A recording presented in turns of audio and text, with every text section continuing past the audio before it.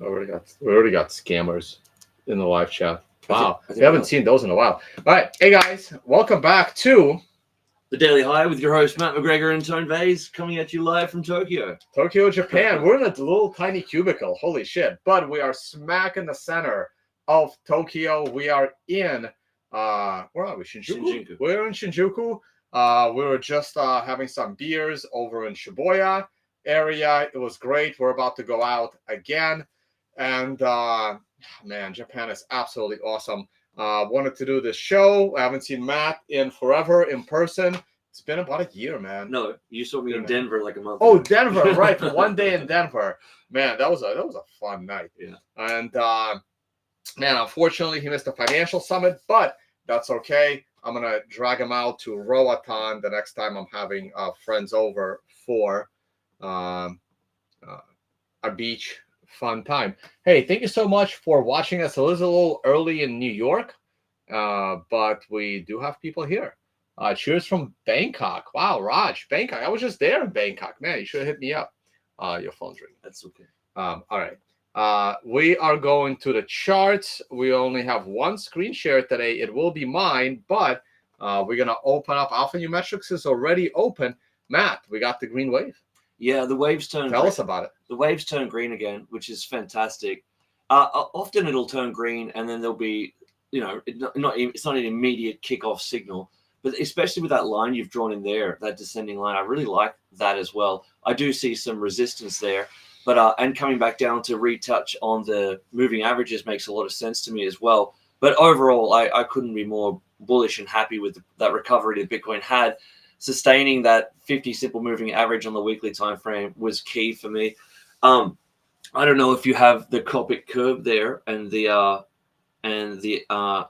Socrates is EXA on your oscillators, but I have the EXA. I don't have the Copic curve. So here's what I don't like. Right. The EXA is moving up super fast, but the price isn't. Mm-hmm.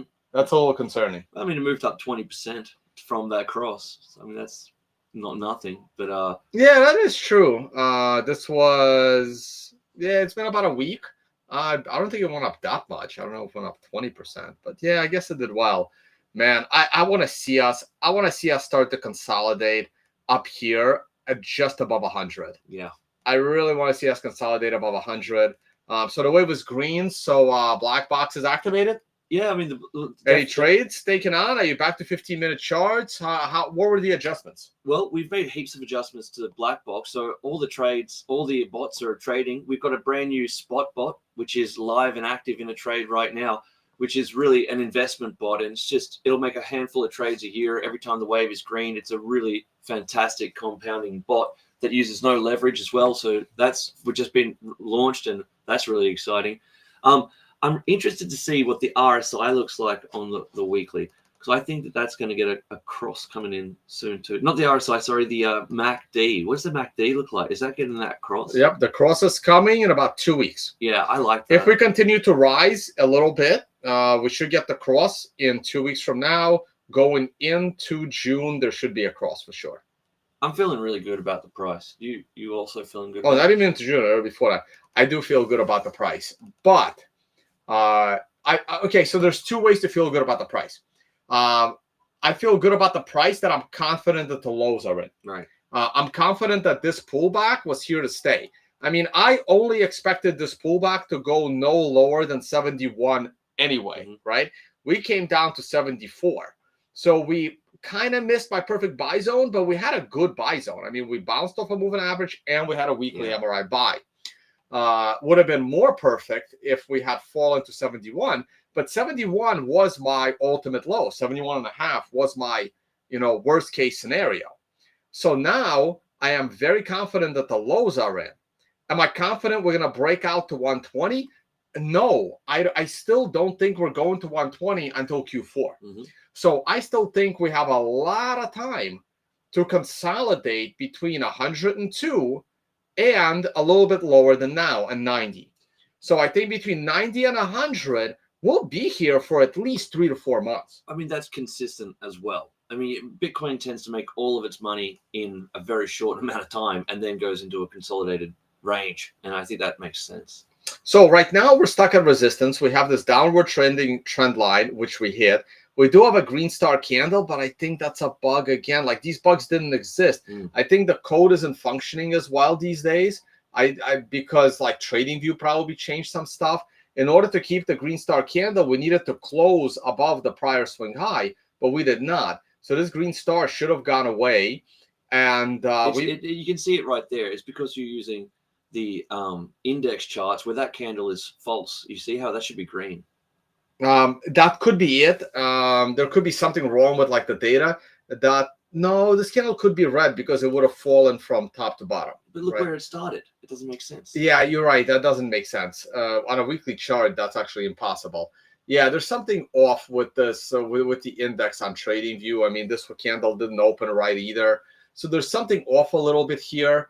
But in any case, I think this consolidation is here to stay. I think we're going to pull back a little bit more. I think we're going to see low 90s before we break 100. So if we go to a lower level time frame here, I don't like that we're already in double bottom territory. By the way, this all hit the fan once the communist government of Arizona decided to veto the bill that the legislature voted for.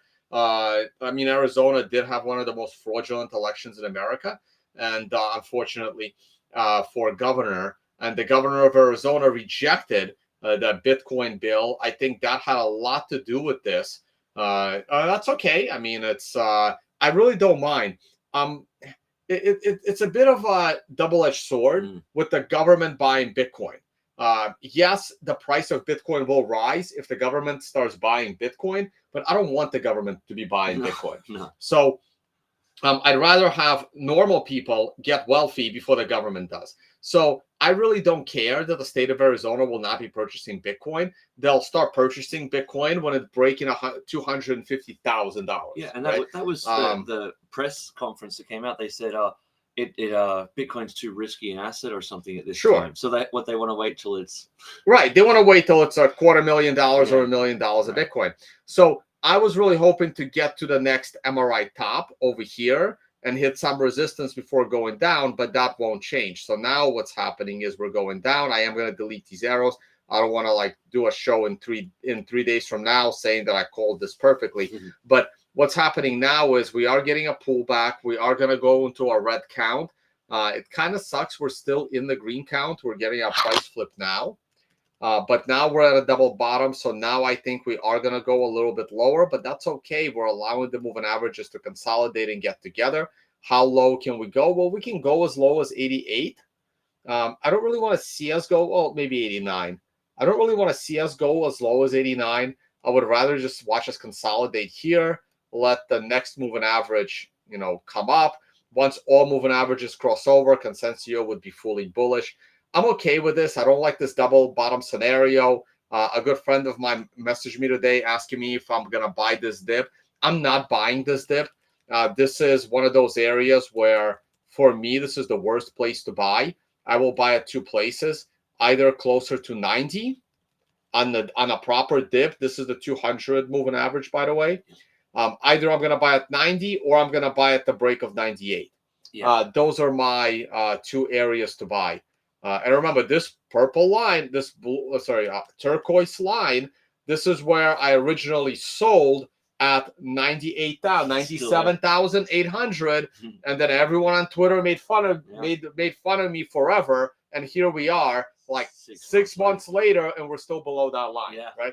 So, yes, I have fully bought back in already. But because I kind of got I really thought up here we were going to go high. I really did. Sure. But that original, not feeling, but that original analytical decision to sell and get the fuck out and wait for months and months to get back in was accurate. And here we are still below that line. Okay, so daily chart. Any comments on the daily chart? Yeah, look, I agree. I do see a pullback, even possibly into that green wave. And if you could capture a green diamond inside that green wave on the daily, that would be a fantastic buy the dip. I think now that all the signals are going green. So like sometimes, it's a weird statement, but people underestimate the statement. sometimes the charts tell you to do nothing, Mm. and that is such valuable information. Yeah. Like people underestimate the confidence and knowledge to do nothing. Mm. Okay, so yeah, I'm not crazy bullish right now. I don't even think Bitcoin's gonna break 125,000 till the very end of the year, maybe even next year. But here is why I am so happy about the price of Bitcoin right now. I am so confident that the lows are in. Mm. I'm planning my life and my businesses for the next 3 years, knowing that the lows are in.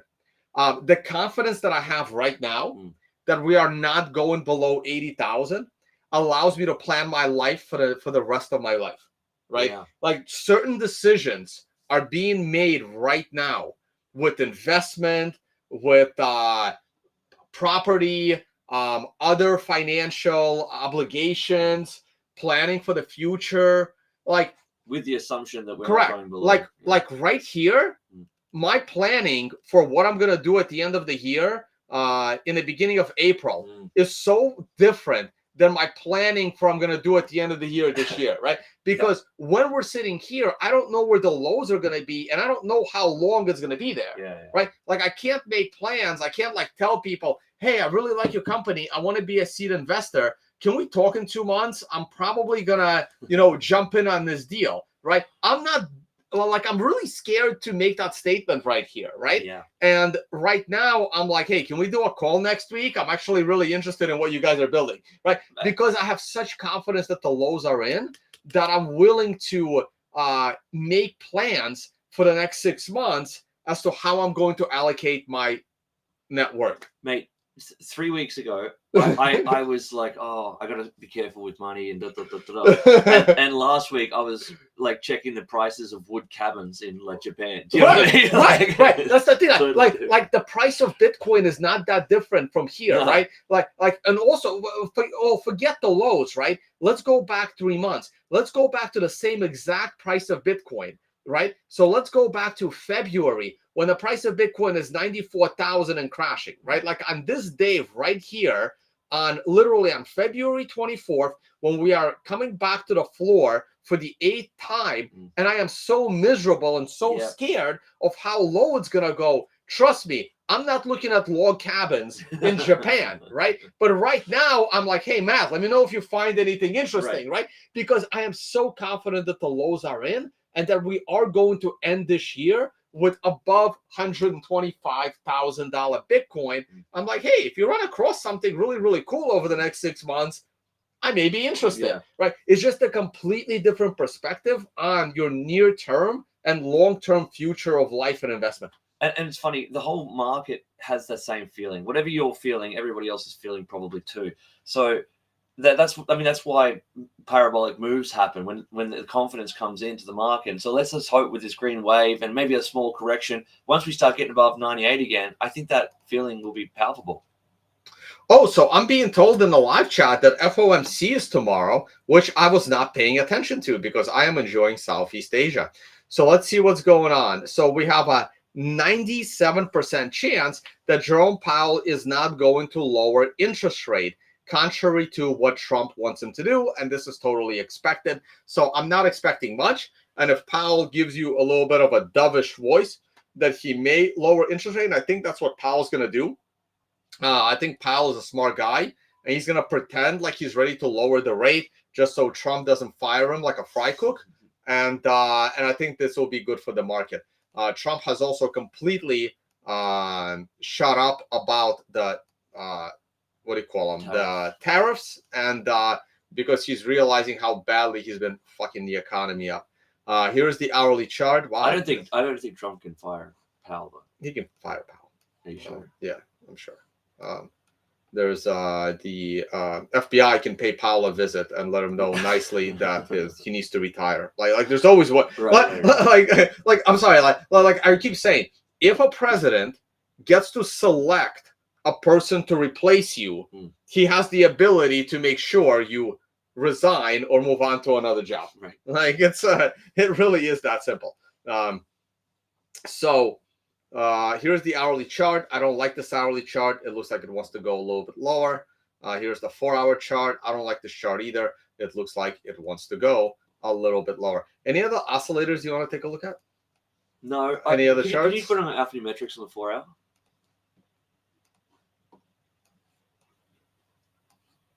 You see, we got a long way to go to get back into that green wave. We do. And like if we come back to the samurai support line, we're gonna break it. Yeah. I mean, we already bounced off of it once, twice. We may bounce off of it the third time, only into a moving average, and then we're breaking below it. I don't really want to see us go all the way down to 88, but that's a reasonable area of support. So we got two options. Either we can make it down to 88 and bounce off of that, or we can consolidate here for the rest of the month. I think we're just going to consolidate for the rest of the month. That's kind of my view on it. We may come down to 90, maybe, but that's kind of my view on the situation at the moment. Let's see any other interesting charts. We are so far below where we should be based on the cycle chart. Hopefully we'll catch up. Oil continues to crash. I mean, that's good for U.S. consumers because shit's going to be cheaper. This is a little tough on countries like Russia.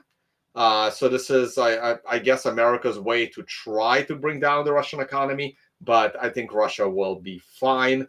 So this is good.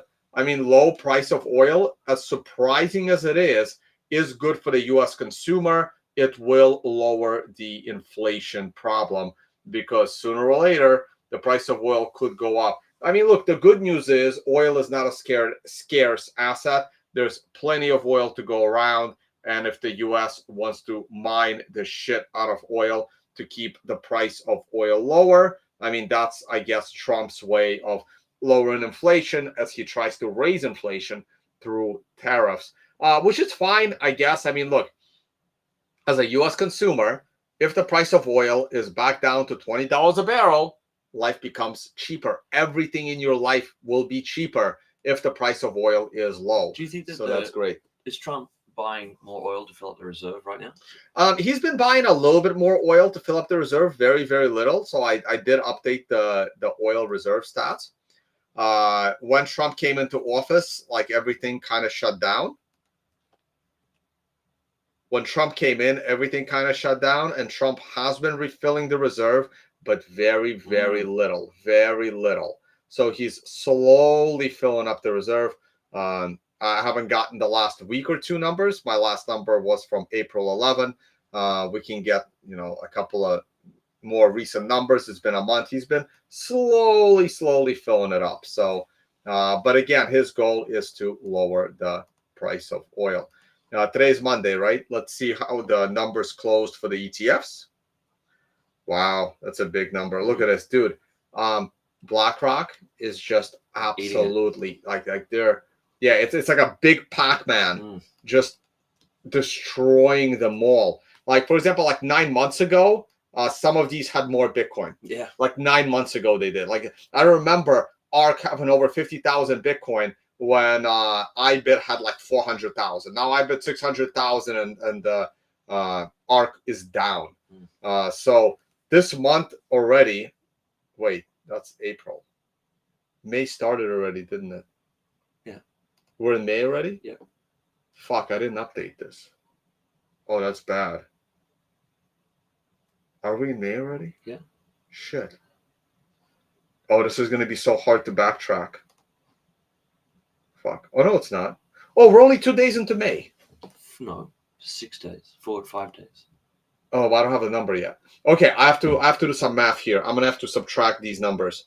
Yeah, I need the May number. Okay. May 1st, I have to cut it off at here, so I just got to subtract these numbers from these numbers. Okay, that's fine. Yeah, we're in a new month. Yeah, but BlackRock has been absolutely crushing it. It's been, but it's been a good month. I mean, there's some May numbers in here, but it's been a good month. All right, guys, this is pretty much it. I don't have much else to add. S&P 500, look, it's rising. Yeah. You see, as I expected. Like I didn't expect this to go down. I kept saying how Trump is going to stop the stupidity. What did I keep saying for weeks and weeks and weeks? Trump needed to reverse the stock market, or he is toast. He was going to be absolutely toast if he did not reverse the stock market, and he's reversing the stock Look market. at that green diamond on weekly. Beautiful. I know. Oh, clearly I don't have it on the reverse. I should. Yeah, I don't know why my settings, I have to restart my computer. Settings don't pull up.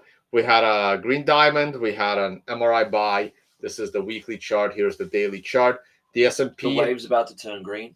Yep, and the wave's about to turn green. The S&P will go to new highs if Trump stops with this stupidity of tariffs. And the stock market is super important. If Trump and the Republicans want to get reelected in the midterms, they got to get that stock market up. All right, I see a comment. Someone took the effort to write a bunch of stuff. Just wanted your thoughts on the approximate bull run endpoint. I recall Socrates said time over time in his videos with Matt about a year ago, and he was thinking April 2025. No, I mean, aren't we in April 2025? Wasn't it last month? Past. Yeah, no, not even close. April 2026, maybe. Guys, this bull market is going to last a while because look how terrible we are based on price. Okay. So bull markets can last as late as October of this year. I think this bull market is going to go beyond that. Yeah.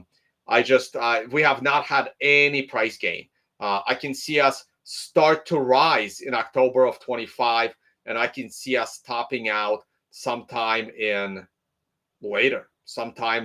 March or April of next year. This is just a late start to a bull market, and I think it's better. I think it is better as well. I agree. All right, guys, I think we're gonna call this a day, and well, we'll try and do it tomorrow. Oh, gold! Look at that.